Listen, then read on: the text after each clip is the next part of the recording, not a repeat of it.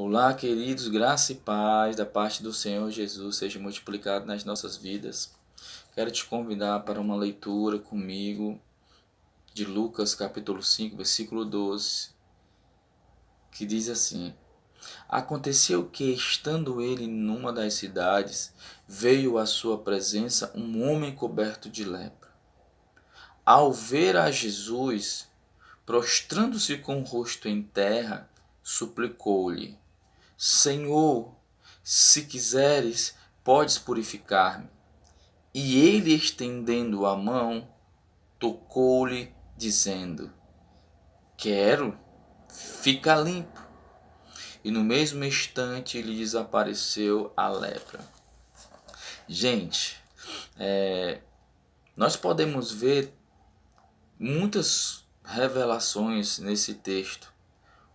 A primeira é que esse homem reconhece Jesus como Senhor.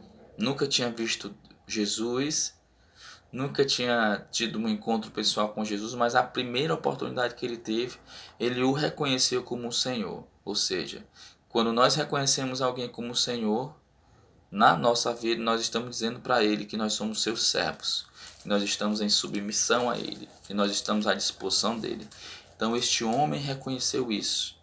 Mas não é isso que eu quero trazer à tona nesse vídeo, nessa pequena reflexão. O que eu quero trazer à tona e o que eu quero trazer para os nossos corações é que esse homem, ele reconheceu naquele que ele chama de Senhor, ele reconheceu, ele percebeu, ele viu que havia um poder que era suficiente para resolver o seu problema atual, ou seja, aquilo que ele estava sentindo no momento.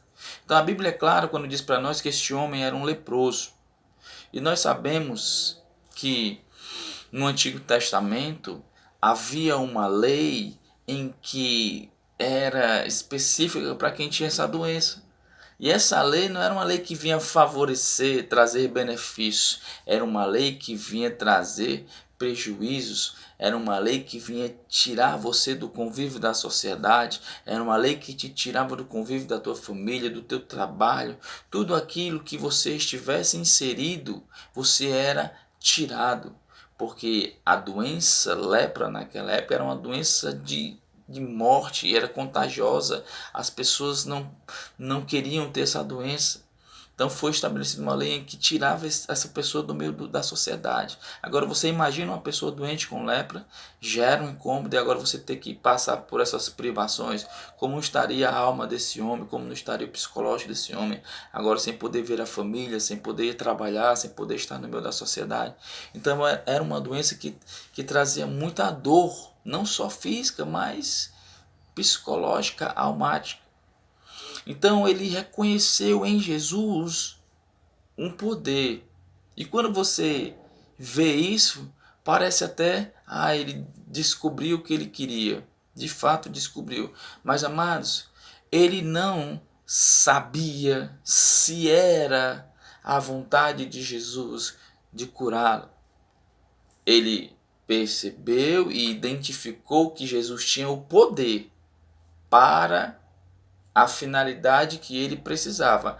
Agora ele não sabia se essa era a vontade de Jesus. E, gente, é esse ponto que eu quero tocar e quero trazer para a nossa reflexão. Quantos de nós ou quantas pessoas estão por aí perdendo, deixando de desfrutar muitas coisas da parte de Deus, porque não conhecem a vontade de Deus.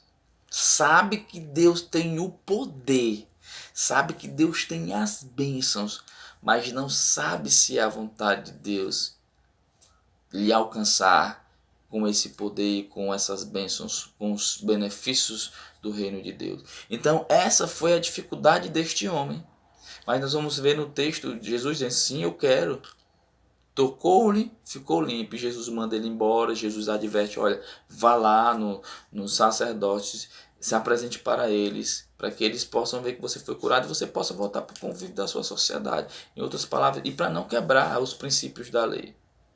Então, quando Paulo está escrevendo aos Romanos, salvo engano, no capítulo 12, nos primeiros versículos, 1, 2 e 3, nesses primeiros versículos, mais especificamente eu acredito que no versículo 2, Paulo vai dizer que nós não devemos nos conformar com esse mundo, mas precisamos transformar pela renovação da vossa mente, para que nós possamos experimentar, olha só, a boa, agradável e perfeita vontade de Deus. Então, nessas declarações de Paulo, nós podemos ver a vontade de Deus em 3 níveis: bom, agradável e perfeito. Então, em momento algum, nós vamos ver declarações de que a vontade de Deus é ruim. O que a vontade de Deus é que você fique doente. O que a vontade de Deus é que você viva pobre. O que a vontade de Deus é que você viva por aí chorando. Não, a vontade de Deus é boa. A vontade de Deus é agradável. E a vontade de Deus é perfeita. É essas revelações que nós precisamos trazer para o nosso coração, irmãos, para que nós não sejamos como esse leproso, que sabia que tinha um poder disponível para ele, mas não sabia se era vontade de Deus de alcançá-lo com aquilo. E Jesus deixou claro para ele que sim, que era vontade. É tanto que tocou e ele foi curado. Então nós não podemos atribuir a Deus aquilo que não é de Deus. Nós precisamos descobrir através da palavra de Deus que a vontade de Deus ela é boa, que a vontade de Deus é agradável e perfeita, que a vontade de Deus é salvar o perdido. Na verdade, ele já pagou o preço por isso, já foi feito um sacrifício pela vida do perdido. O perdido, ou aqueles que estão longe de Jesus, é que precisam reconhecer e aceitar aquilo que ele fez na cruz, que foi bom para toda a humanidade. Jesus nos amou, Deus nos amou primeiro, Ele nos ama, e por isso nós podemos ver nisso, nessa atitude de Jesus de morrer naquela cruz e ressuscitar ao terceiro dia para nos dar vida. Nisso nós vemos como Deus é bom, como Ele nos ama, como Ele nos quer perto dele. Então precisamos, amado, deixar essas verdades dentro de nós a respeito da vontade de Deus. A vontade de Deus é boa, é agradável e é perfeita. A pergunta não deve ser se quiseres pode. Senhor, eu sei que tu podes. Eu sei que a tua vontade é boa, Senhor. Então alcança a minha vida com aquilo que você precisa. Eu não estou aqui dizendo que agora você vai ter que chegar para dizer, eu quero um carro, eu quero uma casa, eu quero um marido, eu quero... Não são isso. Isso são coisas que são acrescentadas. Mas você precisa ter essa certeza, meu irmão. A vontade de Deus é boa. A vontade de Deus é te alcançar com aquilo que Ele tem de melhor. Amém?